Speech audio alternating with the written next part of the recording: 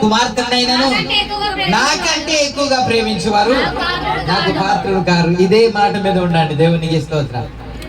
ఎక్కడ కథలొద్దు, ఇంకా ఇక్కడే ఉందా చూద్దని కాదు అది మాట. నాకంటే అన్నాడు, అంతే. నాకంటే ఎక్కువగా. ఓకే, మనం ఇప్పుడు ఎవరిని ప్రేమించాలి? ప్రేమ అంటే అది ఆజ్ఞ అండి. ప్రేమ అంటే ఆజ్ఞ కాదా? మత్తయి సువార్త 22:37 వ్రాయబడిన మాట ఏంటంటే, ఒకసారి చదువుదాము. 37వ వచనము. అందుకైన నీ పూర్ణ హృదయముతో పూర్ణాత్మతోను పూర్ణ మనస్సుతోను నీ దేవుడైన ప్రభువును ప్రేమింపవలెను. ఓకే, నిన్ను వలె నీ పొరుగు వారిని ప్రేమింపవలెను. ఇది రెండవ ఆజ్ఞ. మొదటి ఆజ్ఞ ఏంటి? నీ దేవుడైన యెహోవాను పూర్ణ ఆత్మతో, పూర్ణ బలముతో, పూర్ణ శక్తితో ప్రేమించాలి. దేవునికి స్తోత్రం. నేను ప్రేమించను అంటే కుదరదు. మనం ఖచ్చితంగా ప్రభువుని ప్రేమించాలి. స్తోత్రం. హల్లెలూయా. ఎందుకని ప్రేమించాలి అని అంటే ఆయన మనల్ని ప్రేమిస్తున్నాడు కాబట్టి. అంతేనా? యోహాను సువార్త 3:16 మళ్ళీ బైబిల్ చూస్తారండి. కాదు, లోకమున ఎంతో లోకమున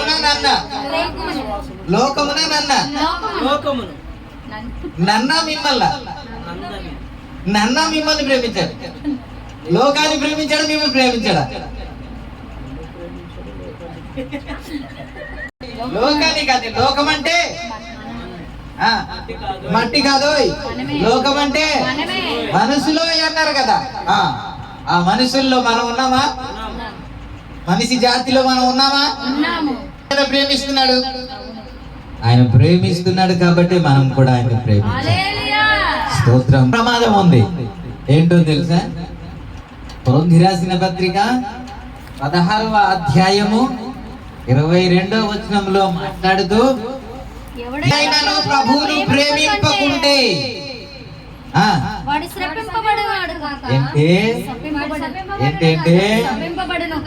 ఎవడైనా యెహోవాను లేకపోతే ప్రభువును లేకపోతే యేసయ్యను ప్రేమించకుంటే వాడు శపింపబడునుగా కానేశాడు. భయంకరమైన మాట వాడు. కాబట్టి ఆ శాపము మన మీదకి రాకుండా ఉండాలి అని అంటే మనం ప్రభువుని ప్రేమించాలి. ఎవరిని ప్రేమించాలి? ప్రభువుని. మన మూల వాక్యం ఏంటంటే ఎవరిని కాదు ఆయనకంటే, ఎవరిని కాదు ఆయనకంటే ఆయన్నే ప్రేమించాలి. ఇప్పుడు నా ప్రశ్న ఏంటంటే, ఎంతమంది ప్రేమిస్తున్నారు అనేది చూస్తున్నారు. ఎంతమంది ప్రభువుని ప్రేమిస్తున్నారు?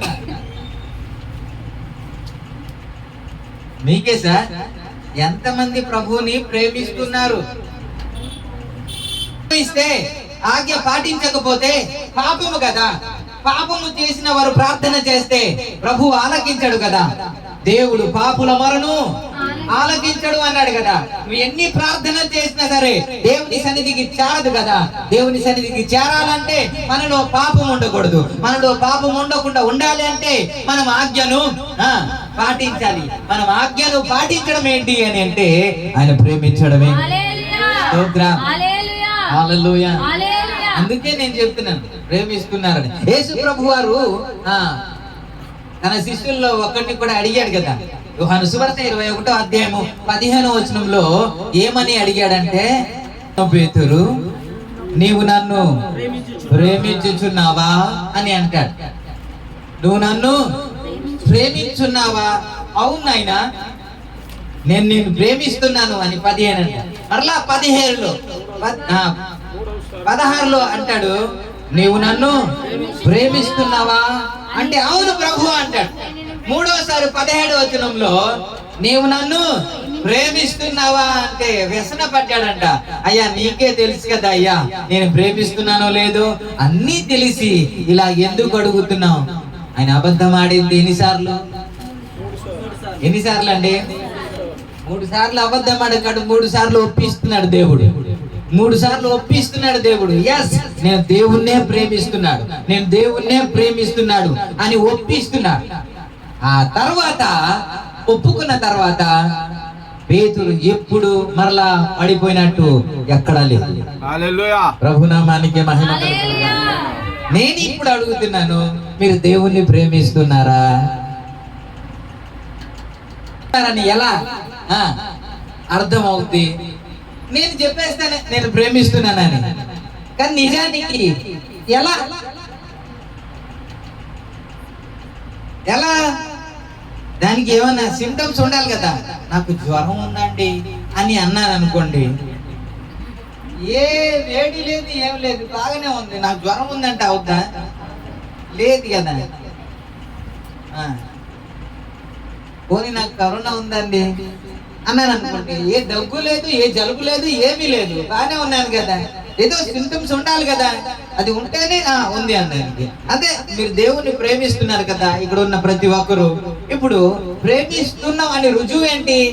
ఉండాలిగా. దానికి కూడా రుజువు ఏంటంటే ప్రేమ కనబడుతుందా అంటారేమో మీరు. పొరుగు అని కూడా ప్రేమిస్తే అదే దేవుని ప్రేమ అన్నాడు. యోహాను సువార్త 14వ అధ్యాయంలో 1వ వచనంలో మాట్లాడుతూ ఏమన్నాడంటే, నా ఆజ్ఞలను అంగీకరించి నన్ను ప్రేమించేవాడు నా తండ్రి వలన ప్రేమింపబడును. 23 యేసు ఒకడు నన్ను ప్రేమించిన యెడల వాడు నా మాట గైకొనును. వాడు నా మాట గైకొనును. ఓకే. ఒకవేళ దేవుడు ప్రేమిస్తే అంట ఆయన ఆజ్ఞను మనం పాటిస్తామంట, ఆయన మాటను మనం పాటిస్తామంట.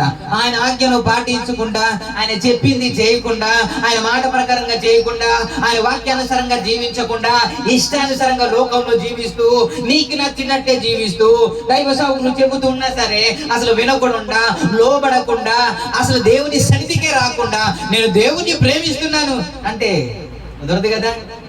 దేవుడు ప్రేమించేవాడు ఆయన ఆజ్ఞలు పాటిస్తాడు ఖచ్చితంగా. ఆజ్ఞలు ఎన్ని ఆజ్ఞలు ఉన్నాయో, ఆయన చెప్పిన మాటలు ఎన్ని మాటలు ఉన్నాయో ప్రతిదీ పాటిస్తాడంట. పాటిస్తుంటే మీరు చూసి చెప్పగలరు ఇతడు దేవుని ప్రేమిస్తున్నాడని. Praise the Lord. హల్లెలూయా. ఆజ్ఞ అంటేనే లోబడే తత్వం ఉండదు, వాక్యం అంటేనే లోబడే తత్వం ఉండదు, వాక్యానికి విధేయత ఉండదు. ప్రేమిస్తున్నారా అంటే ప్రేమిస్తున్నా. మరి ఏది? అదే అడుగుతున్నారు కదా, విధేయత ఏది? వాక్యానికి విధేయత ఏంటి? ఆజ్ఞకు లోబడే మనసేది లేదు కదా. ప్రభునామానికి స్తోత్రం. కాబట్టి దేవుణ్ణి ప్రేమిస్తున్నాం అని చెప్పి ఉట్టి మాటలు చెప్పకుండా ఎవడైతే తన ఆజ్ఞను పాటిస్తారో వారే ప్రభువుని ప్రేమిస్తున్నాడు. అందుకే 15వ వచనంలో నువ్వు నాకు ఎక్కువగా ప్రేమిస్తున్నావా అన్న మాట ఉంటది యోహాను సువార్తలో కదా.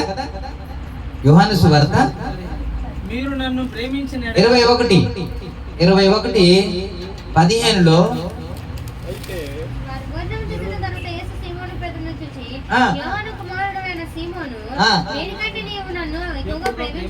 ఎక్కువగా ప్రేమిస్తున్నావా అన్న మాట చూస్తాం. ఎక్కువగా 15వ వచనంలో నేను నొక్కి మాట్లాడతాను, మీరు నాకు ఎక్కువగా ప్రేమిస్తున్నావా అంటారు. అంటే అందరికంటే మన పిల్లల గురించి, తల్లిదండ్రుల గురించి మనం చూసాం, కానీ ఇప్పుడు ఎక్కువగా ప్రేమించింది ఏంటా అనేది మీకే తెలుసు కదా. మీ ఉద్యోగం కంటే దేవుని సన్నిధిగా ప్రేమిస్తున్నారా? మీ పరిస్థితి కంటే ఇంకొకటి కంటే దేవుని సన్నిధినే ప్రేమిస్తున్నారా? దేవుని సన్నిధి అంటే అంత మక్కువ ఉందా అంటే లేదనే చెప్పాలి. సారీ ప్రభువా, ఈరోజు నాకు అవ్వలేదు, డ్యూటీ కదా, అందుకే రాలేకపోయాను ఏమనుకోతే, నువ్వు జాలి కనికరం కృప గల దేవుడు కాబట్టి అర్థం చేసుకో అంటా.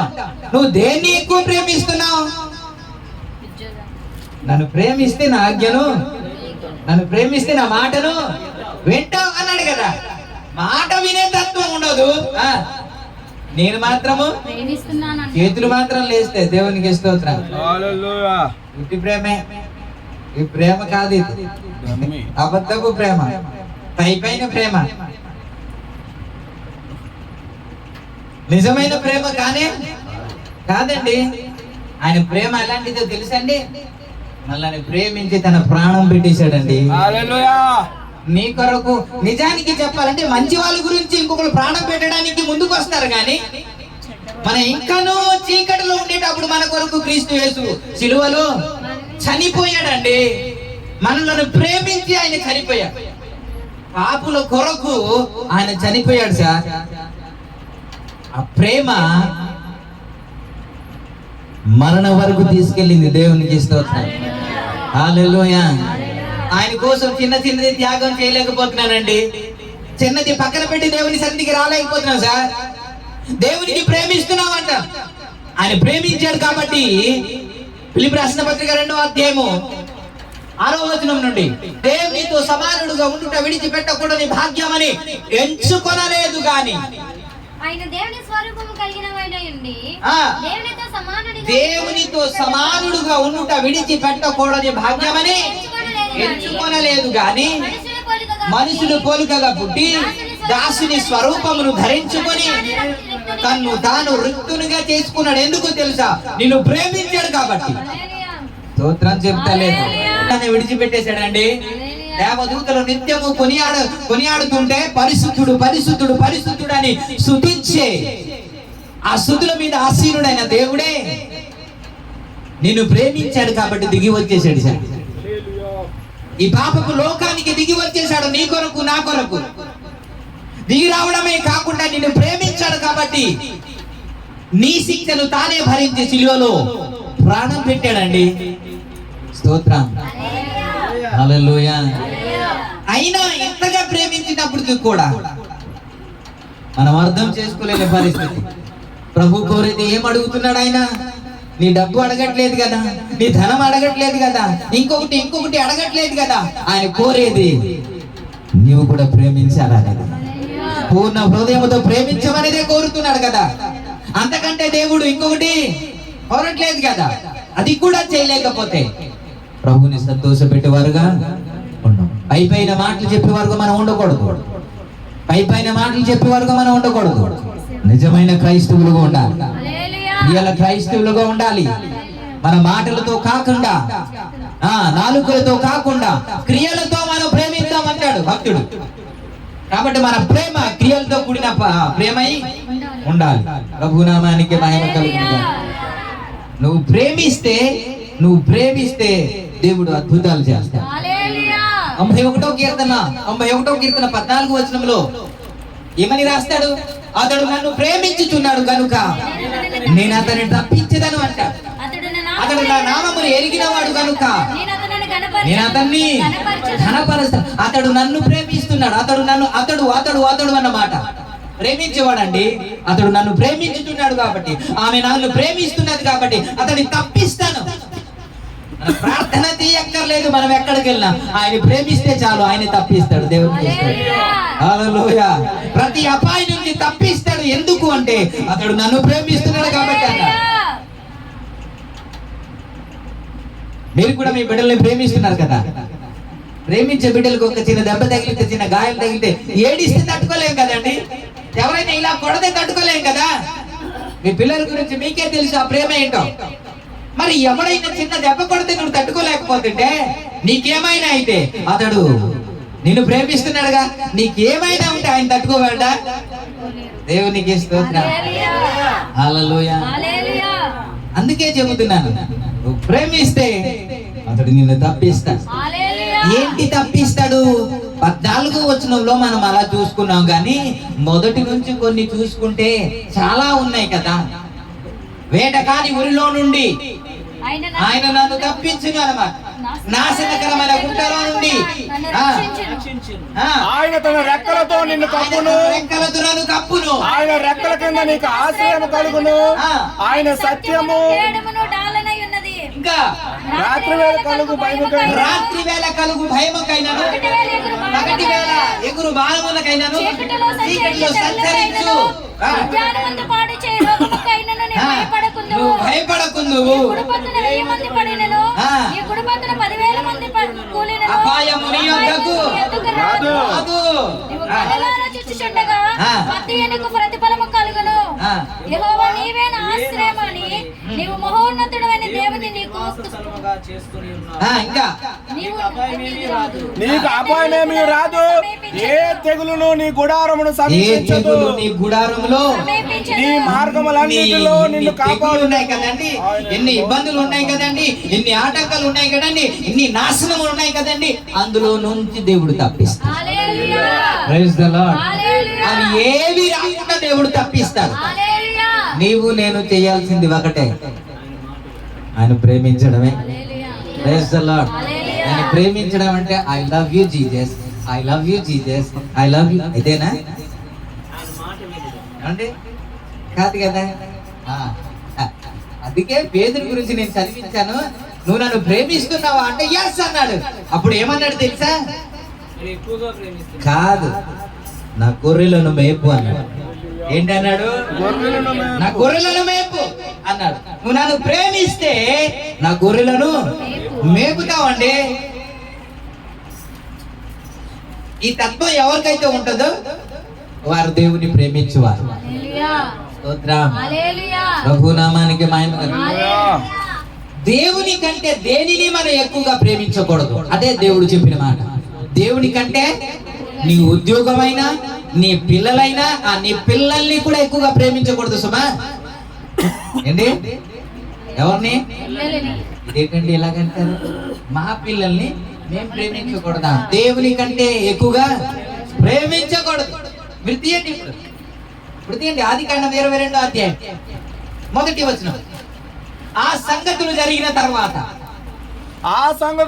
తర్వాత దేవుడు అబ్రహామును పరిశోధించెను. ఎట్లనగా ఆయన అబ్రహామా అని పిలువగా అతడు చిత్తము ప్రభు అనెను. అప్పుడు ఆయన నీకు ఒక్కడై ఉన్న నీ కుమారుడు అనగా నీవు ప్రేమించు ఇస్సాకును, ఓకేనా, అనగా నీవు ప్రేమించిన ఇస్సాకును ప్రేమించే అన్నాడు. ఎందుకు పరిశోధించాడు తెలుసా?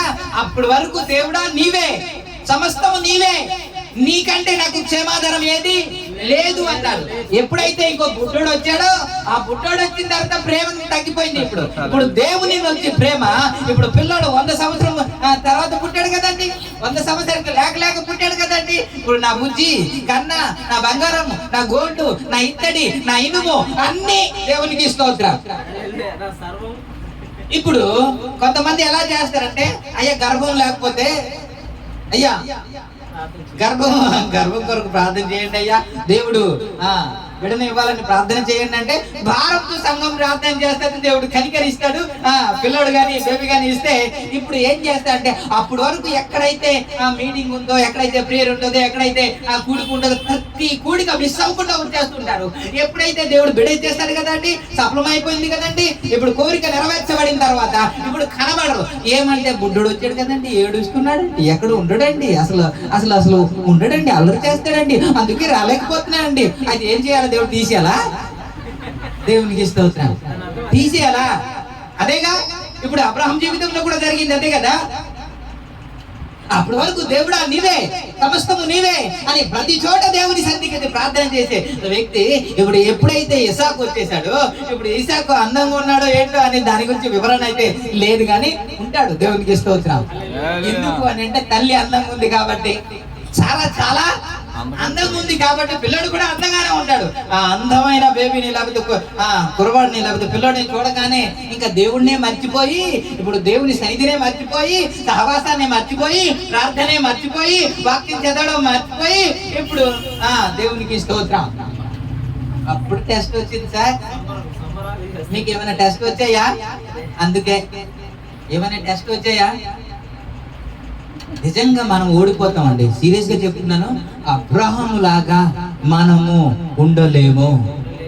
అబ్రహామును దేవుడు నీ పిల్లోడు కావాలా, నేను కావాలా అని అడిగితే, నా పిల్లోడు అక్కర్లేదు అయ్యా, నువ్వు 100 సంవత్సరాలకి లేక ఇచ్చినా పర్వాలేదు, కానీ నా పిల్లడు అవసరం లేదు, నీవే నాకు అవసరము. కావాలంటే అంటే నా చేతులతో నరికేస్తాను అని నరికేయడానికి వెళ్ళిపోయాడు కానీ దేవుని ప్రేమించలేను అని మాత్రం అనలేదండి. అప్పుడు అబ్రహాం ఒక ఆప్షన్ ఉంది, ఆయన చెప్పొచ్చు, అయ్యా నీవే కదయ్యా ఇచ్చావు, 100 సంవత్సరాలకి ఇచ్చాయా, నాకు పిల్లోడు లేదు కదా, నీ సన్నిధిలో ప్రార్థన చేస్తే 25 సంవత్సరాలు వేచి ఉంటే నాకు ఇచ్చావు కదా, వీడిని చంపేయమంటున్నావు ఏంటి, ప్లీజ్ అయ్యా ఒక్కసారికి క్షమించయ్యా అని చెబితే సరిపోతుంది కదా అని చెప్పాడా? చెప్పాడండి? చెప్పలేదండి. ప్రేమిస్తున్నాడా లేదా? చాలా ప్రేమిస్తున్నాడు. కానీ ఎంత ప్రేమించినా సరే నా పిల్లడు కంటే నీవే దేవునికి ఇస్తాను. హల్లెలూయా.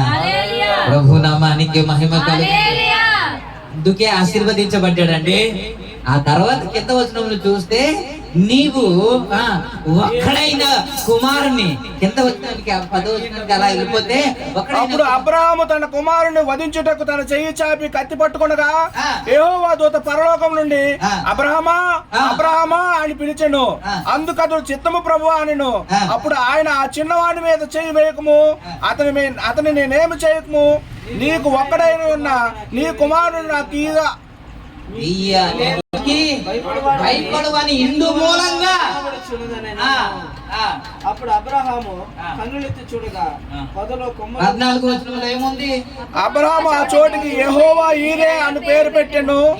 అందుచేత యెహోవా పర్వతముల మీద చూచుకొనును అని నేటి వరకు చెప్పబడును. ఇంకా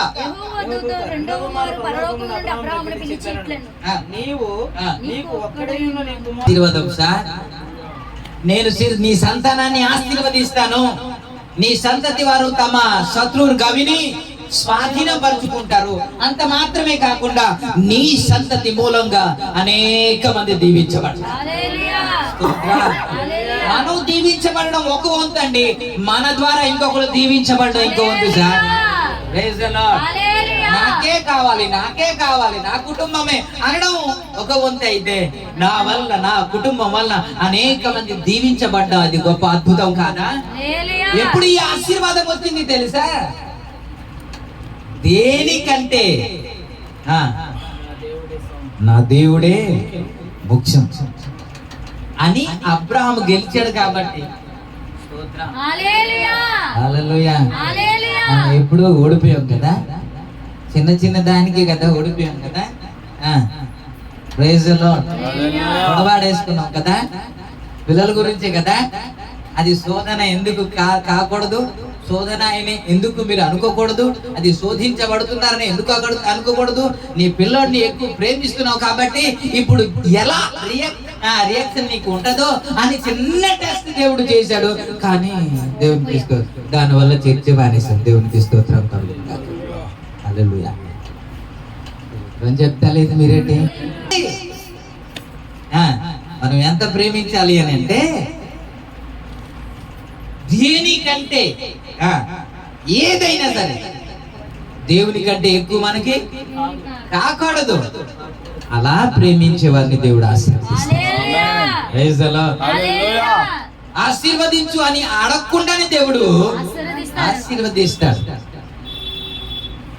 యోనాతోను దావీదుని ప్రాణ స్నేహితులుగా ప్రేమించాడంట.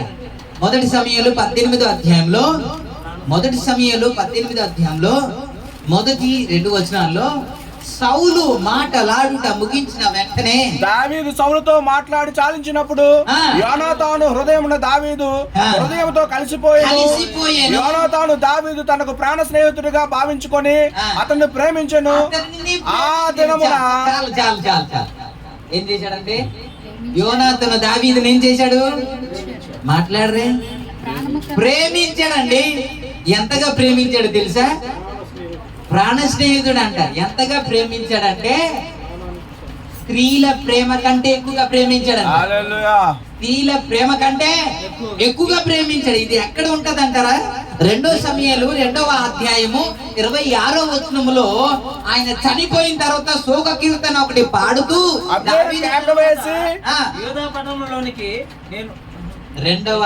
కేక వేసి యోనాతానా, నీవు నాకు అతి మనోహరుడై ఇంటివి. నీ నిమిత్తము నేను బహు శోకము నొందుచున్నాను. నా యందు నీకున్న ప్రేమ బహు వింతైనది. స్త్రీలు చూపు ప్రేమ కంటేను అది అధికమైనది. ఎవరండి? స్త్రీలు చూపు ప్రేమ కంటే ఎక్కువగా యోనాతును దావీదుని ప్రేమించాడంట అండి. స్తోత్రం. హల్లెలూయా. తర్వాత ఏం జరిగింది తెలుసా? నేను అది చెప్పడానికి ఇవన్నీ రిఫరెన్స్ చూపిస్తున్నా. ఎందుకంటే నువ్వు ప్రేమిస్తే, నువ్వు దేవుని ప్రేమిస్తే, నువ్వు పూర్ణ శక్తితో పూర్ణ బలంతో దేవుని ప్రేమించగలిగితే నువ్వు మాత్రమే ఆశీర్వదించబడ్డాము కాకుండా నీ పిల్లల్ని కూడా దేవుడు ఆశీర్వదిస్తాడు. హల్లెలూయా. ప్రాణ స్నేహితుడిగా ప్రేమించిన తర్వాత స్త్రీల ప్రేమ కంటే ఎక్కువగా ప్రేమిస్తే ఒక రోజు చనిపోయిన తర్వాత దావీదు మాట్లాడుతున్న మాట 2వ సమూయేలు 9వ అధ్యాయము మొదటి నేను ఉపకారము చూపుటకు సౌలు కుటుంబంలో ఎవరైనా ఉన్నారా? ఒక రాజు తను ప్రేమించే వ్యక్తి పట్ల ఇలాగుంటే మన రారాజు దేవునికి స్తోత్రం. ఇప్పుడు ఒక పాట పాడింది ఎవరు? గ్లోరీ. ఇస్తేనే ఆయన చనిపోయిన వారి పిల్లల్ని ఉపకారము చూపాలి. ఎందుకు తెలుసా? అతడు నన్ను ప్రేమించాడు కాబట్టి అంటాడు. ఎందుకయ్యా యోనాతుని ఇలా చేస్తున్నావు? యోనాతును కుమారులు, యోనాతును కుటుంబ సభ్యులను ఎందుకు ఉపకారం చేయాలని అనుకుంటున్నావు అంటే అతడు నన్ను ప్రేమించాడు కాబట్టి. స్తోత్రం. అందుకే 91లో మనం చూసుకున్నాం, అతడు నన్ను ప్రేమించుతున్నాడు కాబట్టి నేను అతన్ని తప్పిస్తాను. ఇప్పుడు యోనాతును చచ్చిపోవచ్చు కానీ ఎవరిని కృప చూపిస్తున్నాడు, ఎవరిని మేలు చేస్తున్నాడు, ఎవరిని ఉపకారం చేస్తున్నాడు? తన కుటుంబంలో ఎవరున్నా సరే ఉపకారం చూపడానికి ఇష్టపడుతున్నాడు ఈ భౌతికమైన రాజు. కానీ మన మహారాజు ఆయన్ని ప్రేమించగలిగితే మనల్ని ఆశీర్వదిస్తాడు, మనల్ని కాపాడుతాడు. మనల్ని మాత్రమే కాకుండా మన పిల్లల్ని కాపాడుతాడు, ఇంకా మన పిల్లల్ని కాపాడుతాడు. ఏం చేస్తే? ప్రేమించగలిగితే. స్తోత్రం. ప్రేమించడం చేత కాక ఈ ఆశీర్వాదాలన్నీ పొందుకోలేకపోతున్నాం. మనం ప్రేమించగలిగితే. కానీ మన పాట పాడతాం, ప్రేమించేదా ప్రజలు వారి పెదవులతో నన్ను స్తుతిస్తున్నారు కానీ వారి హృదయము మాటలే ప్రేమించేద్దాం అంటున్నారు కానీ క్రియలు మాత్రం ఏమి లేదండి. దేవునికి స్తోత్రం. నిజంగా ప్రేమించేవారు పాడితే దానికి అర్థము ఉంటది. ఆయన పులకరించిపోతాడు, ఆయన అక్కడ ఉండిపోడు, దిగి వచ్చేస్తాడు. దేవునికి స్తోత్రం. ఆయన స్తుతుల మీద ఆశీనుడైన దేవుడు కాబట్టి ఆయన వెంటనే దిగి వచ్చేస్తాడు నేను ఆశీర్వదించడానికి.